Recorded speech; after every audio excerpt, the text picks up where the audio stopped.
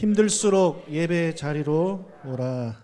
네, 이 말씀으로 전하도록 하겠습니다. 시편 27편은요 다윗이 쓴 시인데 이 시를 이게 어제 본문이죠. 묵상하신 분은 아시겠지만 지금 현재 다윗이 원수로부터 공격을 받고 있는 그런 상황입니다.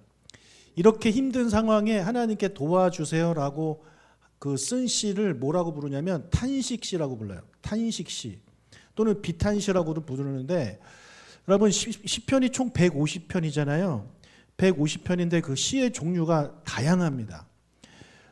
시의 종류를 좀 보여드리자면 찬양시, 탄식시, 감사시, 저주시, 지혜시, 순례시, 역사시 등등이 있어요. 이걸 다 모아놓은 게 150편이에요. 여러분 이 중에서 가장 많은 시가 어떤 시일까요? 네, 가장 많은 시가 찬양시 같죠, 그죠? 왜냐하면 우리는 시편하면 찬양이 떠오르기 때문에. 그런데 그렇지 않아요. 제일 많은 게 탄식시입니다. 탄식시가 전체 150편의 3분의 1 정도 됩니다. 그러니까 약 50편 정도가 탄식시예요. 그리고 찬양시는 4분의 1 정도입니다. 그러니까 탄식시가 훨씬 많은 거예요. 여러분 이 통계가 우리에게 무엇을 말해주고 있습니까? 성도들이 힘들 때 더 주님을 찾고 더 주님을 기도한다라는 거예요. 우리가 기쁠 때도 주님을 찾고 주님을 찬양하고 하지만 성도의 삶이 힘들고 어려울 때 더 주님을 찾게 된다는 거죠. 여러분 사람은요 힘들 때 진짜 자기가 의지하는 것을 찾아갑니다. 그때 진짜가 나타나는 겁니다. 힘들 때 사람을 찾아가는 사람은요 사람을 의지하는 사람이고, 힘들 때 절을 가는 사람은 부처를 의지하는 사람이고, 힘들 때 점쟁이 찾아가서 점 보는 사람은 그걸 의지하는 사람이에요. 우리 그리스도인들은요 힘들 때 누굴 찾아야 돼요? 당연히 하나님을 찾아야 됩니다.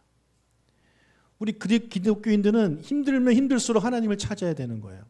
예배 자리, 이런 기도의 자리에 나와야 하는 것입니다. 힘들수록 말씀 보고 힘들수록 찬양해야 되는 거죠. 여러분 힘들 때 여호와를 찾지 않는 사람을 과연 성도라고 할 수 있을까요? 힘들 때 하나님을 찾지 않고 그냥 가만히 있는다? 성도라고 말을 할 수 있을까요? 평안할 때는, 아무 문제가 없을 때는 교회를 잘 나와요.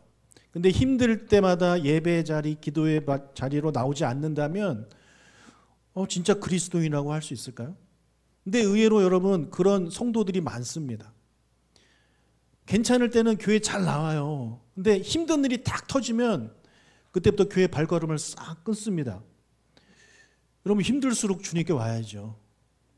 힘들수록, 어려울수록, 아플수록 주님께 와서 도와달라고 기도하고 부탁해야죠. 나만의 그 탄식시를 써야 될 거 아닙니까? 근데 그렇지 않습니다. 참 마음이 아파요.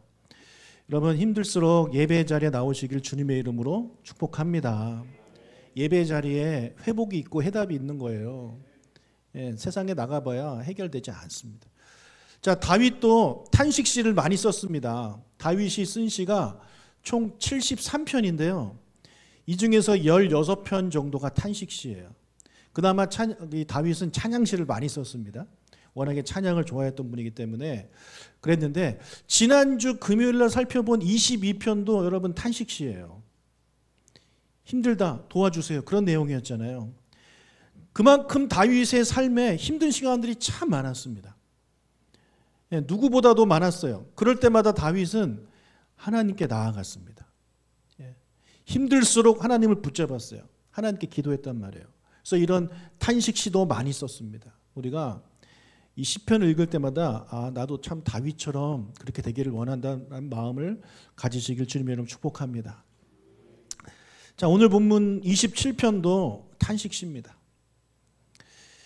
다윗이 이제 7절부터 하나님께 도와주세요라는 그런 기도를 하기 시작합니다. 자기가 어떤 상황이고 도와주세요, 이런 내용을 쓰는데, 근데 그 전에 1절부터 6절까지에서는 탄식시가 아니라 하나님을 찬양하는 그런 내용들이 이제 담겨 있습니다. 그러니까 하나님께 도와달라고, 나 힘들어요, 도와주세요 라고 기도하기 전에 그는 먼저 하나님을 찬양하는 거예요. 너무너무 힘든 상황이지만 하나님을 찬양하는 거예요. 하나님이 먼저인 것입니다. 그리고 그 다음이 나예요. 주님이 가르쳐 주신 기도 제목을 봐도 그렇잖아요. 주기도문을 봐도 먼저 하나님 나라를 위해서 기도하잖아요. 그리고 우리를 위해서 기도하라고 하지 않습니까? 또 예수님도 말씀하시기를 먼저 그의 나라와 그의 의를 구하라. 그러니까 이게 순서인데 다윗도 그 순서대로 27편에서 기도를 하고 있다는 것입니다. 오늘은 1절부터 6절 위주로 좀 말씀을 드리도록 하겠습니다. 자, 1절부터 6절도요. 두 부분으로 나누어집니다. 1절부터 3절로 나눠지고 4절에서 6절로 나누어집니다. 1절부터 6절까지를 지금 천천히 읽을 건데 여러분 1절과 6절을 읽으면서 6절까지 읽으면서 아까 1절과 3절, 4절과 6절 했잖아요. 이게 두 개로 나눠지는데 장소를 생각하시면서 한번 읽어보시길 바랍니다. 장소, 단어가 말고 장소를 1절부터 3절까지는 어떤 장소에서 4절부터 6절까지는 어떤 장소에서 이게 다윗이 이런 기도를 하고 있는지를 좀 봤으면 좋겠어요. 먼저 1절부터 3절까지를 우리 천천히 읽겠습니다. 여호와는 나의 빛이요 나의 구원이시니 내가 누구를 두려워하리요. 여호와는 내 생명의 능력이시니 내가 누구를 무서워하리요. 악인들이 내 살을 먹으려고 내게로 왔으나 나의 대적들 나의 원수들인 그들은 실족하여 넘어졌도다. 군대가 나를 대적하여 진칠지라도 내 마음이 두렵지 아니하며 전쟁이 일어나 나를 치려 할지라도 나는 여전히 태연하리로다. 자, 우리 1절부터 3절까지 읽었는데 여러분 어떤 장소가 떠오릅니까?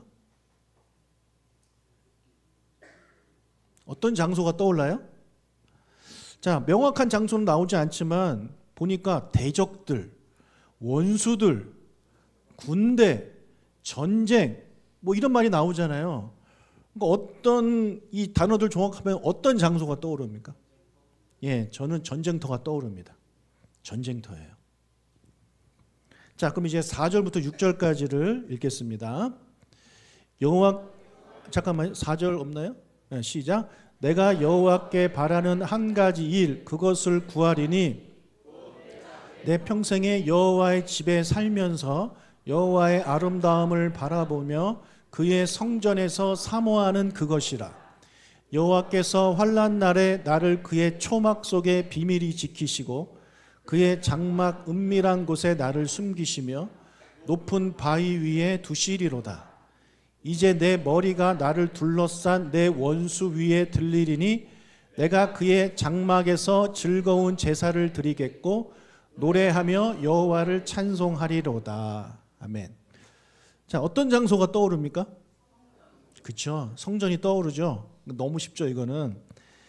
4절부터 보면 명확히 나와요. 여호와의 집, 그의 성전, 그의 초막, 그의 장막, 또 그의 장막. 집, 성전, 초막, 장막 다 무엇을 말하는 겁니까? 성전을 말하는 거예요. 아버지 집을 말하는 겁니다. 하나님의 임재가 임하는 장소를 말하는 거죠. 진짜 그 성전, 건물을 말하는 게 아닙니다. 하나님이 계시는 곳. 여러분, 전쟁터와 하나님의 집의 이미지는 정반대입니다. 전쟁터는요, 죽음, 그렇죠? 아버지 집에는 뭐? 생명. 전쟁터에는 미움, 서로 미워서 죽이잖아요, 그렇죠? 근데 아버지 집에는 사랑. 그리고 전쟁터에는 두려움이 있습니다. 근데 아버지 집에는 뭐가 있어요? 평화, 평강이 있습니다. 이게 완전히 달라요. 자, 먼저 전쟁터에서의 다윗의 그런 시를 좀 잠깐 살펴보겠습니다. 자, 1절을 다시 보면 지금 다윗은 전쟁터에 있지만 전쟁터와 같은 그런 환경에 있지만 아무도 무섭지 않대요. 여러분, 전쟁터는 무서운 곳입니다. 임정덕 권사님 6.25를 겪으셨죠? 네, 어떠셨나요? 그냥 볼만 했나요? 네, 너무너무 무서웠을 겁니다. 네, 너무너무. 그때 권사님 나이가 어떻게 되세요? 4살. 아, 그럼 기억은 좀 안 날 수 있겠네요. 네. 아, 납니까? 4살인데도 날 정도로 사람 죽는 것도 보셨어요?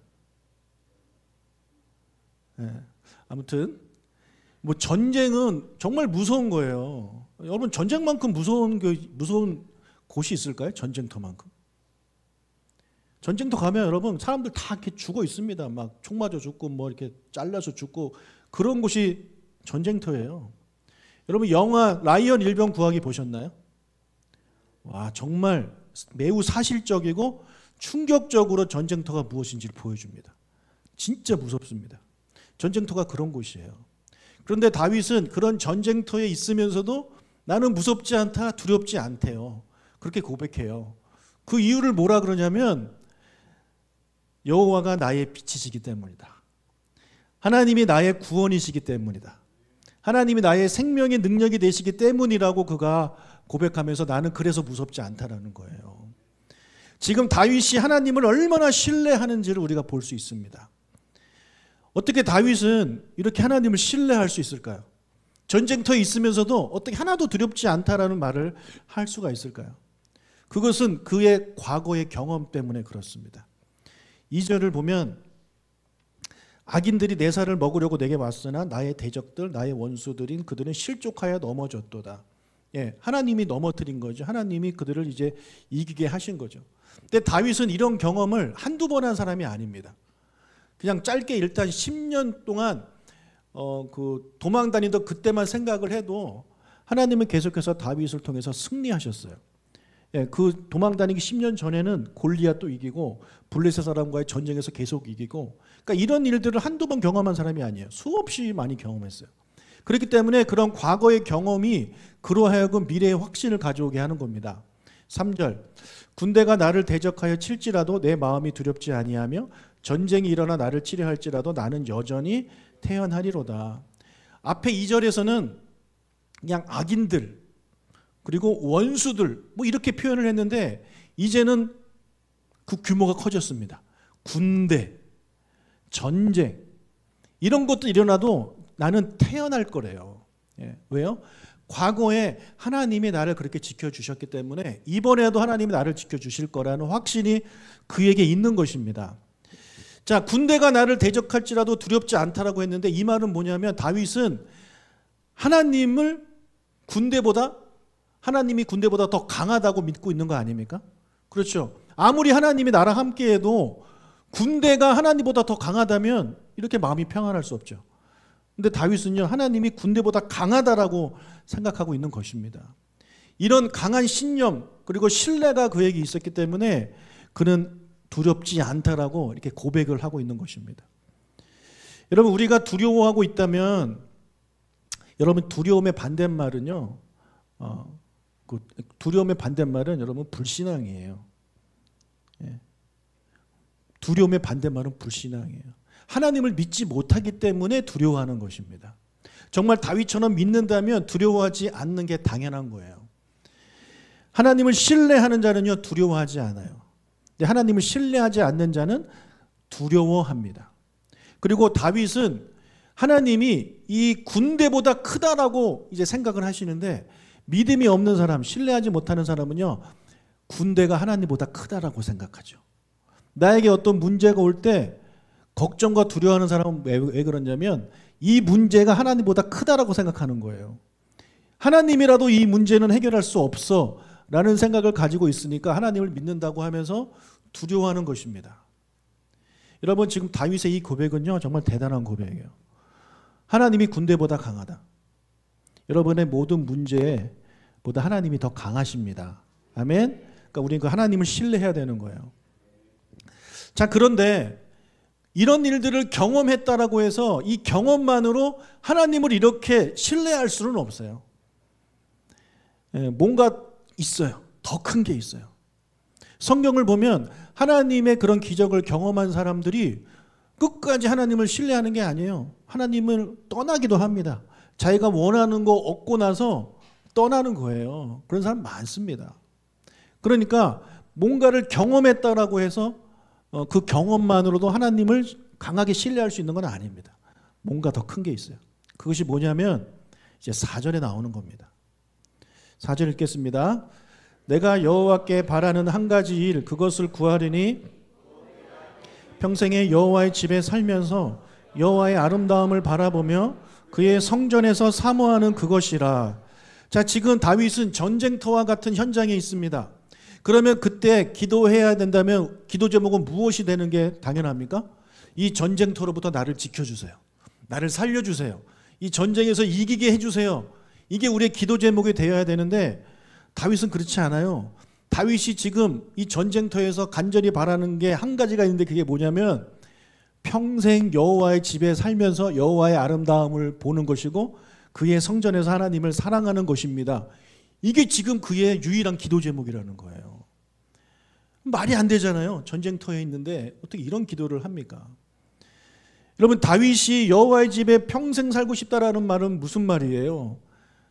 성전에서 그냥 이렇게 한쪽에 방 얻어가지고 살고 싶다라는 그런 얘기가 아니잖아요. 하나님과 함께하고 싶다라는 거죠. 하나님과 함께하고 싶다.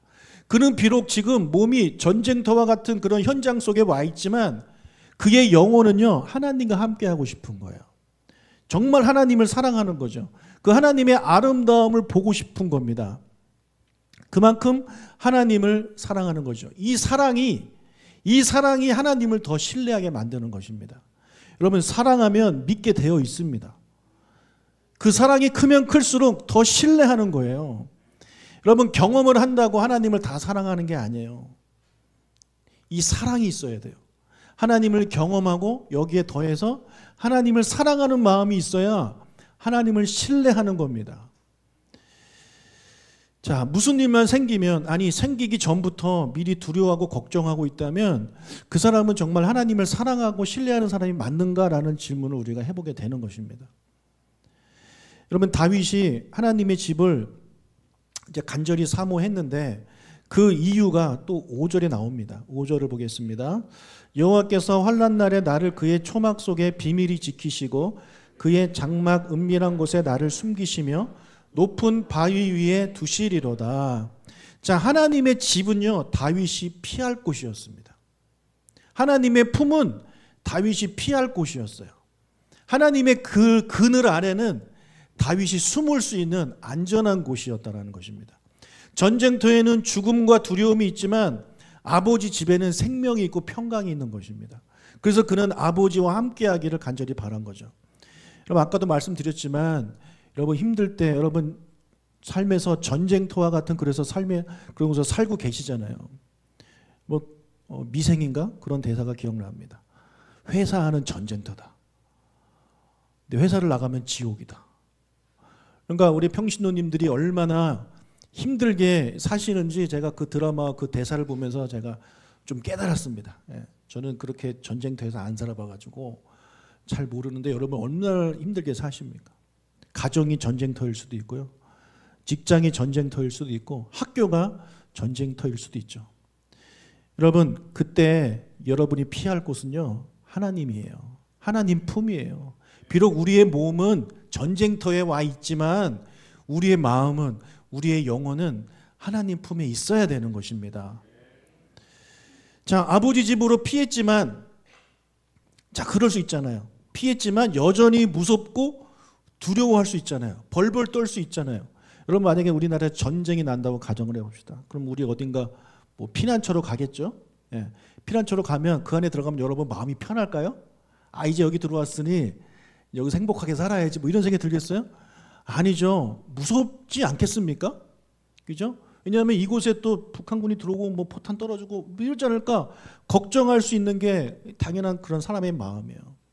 그런데 지금 다윗은 어떻게 하고 있냐면 그런 전쟁터에서 있지만 그런 군대가 찾아오고 해서 하나님 품에 이제 숨었지만 그 하나님 품에서조차 벌벌 떨면서 두려워하고 그런 것이 아니라 그는 그곳에서 즐거운 제사를 드립니다. 자, 6절. 이제 내 머리가 나를 둘러싼 내 원수 위에 들리리니 내가 그의 장막에서 즐거운 제사를 드리겠고 노래하며 여호와를 찬송하리로다. 우리가 전쟁터와 같은 세상에서 살다가 이 아버지 품에 우리가 오는 게 여러 가지가 있겠지만 그 중에 하나가 우리 와서 기도하고 예배하는 거 아니겠습니까? 여러분, 이곳에 오셨잖아요. 여러분 즐거운 제사를 드리시기를 주님의 이름으로 축복합니다. 예. 여러분이 가진 걱정, 근심 다 내려놓고 하나님이 더 크시다 생각하고 그 하나님을 믿고 신뢰하면서 즐겁게 예배드리고 즐겁게 찬양하는 여러분이 되시길 주님의 이름으로 축복합니다. 지금 다윗이 그렇게 이야기하고 있잖아요. 자기의 강력한 의지가 담겨 있어요. 여호와를 찬송할 것이다. 내가 즐거운 제사를 드릴 것이다. 노래할 것이다. 여호와를 찬송할 것이다. 남들이 보면 제정신이 아닙니다. 지금 군대 쳐들어왔는데 지금 예배드리고 즐거워하고 이게 말이 됩니까? 근데 다윗은요, 하나님을 신뢰하기 때문에 아버지 집에 왔고 아버지 집에 와서 그냥 그 아이처럼 아버지 즐거워하고 기뻐하고 있는 그런 모습을 우리에게 보여주고 있는 것입니다. 여러분, 우리가 살다 보면 문제가 있고 어려움이 있죠. 근데 우리가 문제가 있고 어려움이 있을 때 많은 사람들이 그 문제를 바라봐요. 그리고 그 문제를 묵상해요. 아, 너무 힘들다. 이거 어떻게 해결하지? 여러분, 이게 그 문제를 묵상하는 거예요. 근데 여러분, 그 문제를 묵상하지 말고 하나님을 묵상하시길 축복합니다. 하나님을 믿으세요. 하나님께 맡기세요. 기도하세요. 그게 믿음이 있는 자예요. 그리고 기도하고 나서 그 문제를 다시 가져가지 마세요. 그 문제는 그냥 놓고 그 자리에 놓고 가시는 거예요. 우리가 보통 은혜 받고 막 한 다음에 내 짐 다 내려놓고 막 찬양하고 은혜 받고 한 다음에 다시 그 주섬주섬 넣어갑니다. 여러분, 쓰레기를 가져가십시오. 쓰레기를 가져가고 문제는 여기 두고 가세요. 근데 반대야. 쓰레기는 다 놓고 가고 문제를 다시 가져갑니다. 소중히 여기로 다시 갖고 가. 집에 가서도 막 걱정하고 근심하고. 우리가 버릴 거는 뭐라고요? 쓰레기입니다. 네. 쓰레기를 버리세요. 문제 두고 가세요. 문제 다시 가져가지 마십시오. 자, 그리고 이제 다윗이 7절부터 하나님께 도와달라고 기도를 쭉 하고요. 이 부분을 그냥 생략하고 맨 마지막 14절을 한번 보겠습니다. 14절. 너는 여호와를 기다릴지어다 강하고 담대하며. 여러분, 이게 시편 27편을 통해서 다윗이 독자들한테 하고 싶은 말이에요. 그러니까 이 시를 읽고 있는 모든 독자들한테 지금 권면하는 게 뭐냐면 너는 여호와를 기다려라. 이거를 2번 반복하고 있죠. 그렇죠? 여호와를 기다려라. 그런데 지금 어떤 상황입니까? 전쟁터와 같은 그런 상황에 있는 그런 때잖아요. 근데 그때 하나님을 기다리는 게 여러분 쉽지가 않습니다. 쉽지가 않아요. 자꾸 다른 것을 찾게 됩니다. 내 눈에 보이는 거. 누군가 내 문제를 해결해 줄 사람을 막 찾게 되는 거죠. 그러니까 하나님을 기다리지를 못해요. 그래서 하나님을 기다리려면 뭐가 필요하냐면 강하고 담대한 마음이 필요한 거예요. 용기 있는 사람이 하나님을 기다립니다. 용기 없는 사람은요, 하나님을 못 기다립니다. 조급해가지고 빨리빨리 어떻게 해결하기를 원하는 마음이 있어서 하나님을 기다리지를 못해요. 정말 하나님을 향한 그런 강하고 담대한 마음을 있는 사람이 이제 하나님을 기다리게 되는 것입니다. 여러분도 하나님을 기다릴 수 있는 여러분 되시길 축복합니다. 근데 여러분, 어디서 기다려야 돼요? 어디서 기다려야 돼요? 어디서 기다려야 돼요? 네, 하나님의 집에서 기다리는 거죠. 하나님의 집에서 기다리는 겁니다. 뭐 하면서 기다리면 될까요? 예, 즐겁게 예배하고 찬양하면서 기도하면서 기다리는 거예요. 막 그 문제 생각하면서 기다리는 게 아니라 그냥 내려놓고 하나님, 아까 말씀한 대로 하나님을 찬양하고 즐겁게 예배하고 성도들과 교제하고 맛있게 밥 먹고 그러면서 기다리는 거예요. 하나님의 행하심을. 지금 그것을 다윗은 우리한테 요구하고 있습니다. 사랑하는 여러분, 하나님을 기다리십시오. 혹시 힘들고 어려운 상황이 있습니까? 예, 용기를 달라고 하셔가지고 강하고 담대한 마음으로 하나님을 기다리십시오. 하나님의 집에서 기다리십시오. 예배하고 즐겁게 찬양하고 말씀 듣고 기도하면서 하나님의 행하심을 기다리십시오. 하나님이 여러분을 도와주실 것이고 우리가 하나님을 더 사랑하게 될 것이고 하나님을 경험하게 될 것이고 그럼 우리도 이 다윗처럼 고백할 수 있는 겁니다. 천만인이 나를 둘러칠지라도 나는 두려워하지 않을 것이다. 이렇게 고백할 수 있는 우리 모두가 되시길 주님의 이름으로 축복합니다.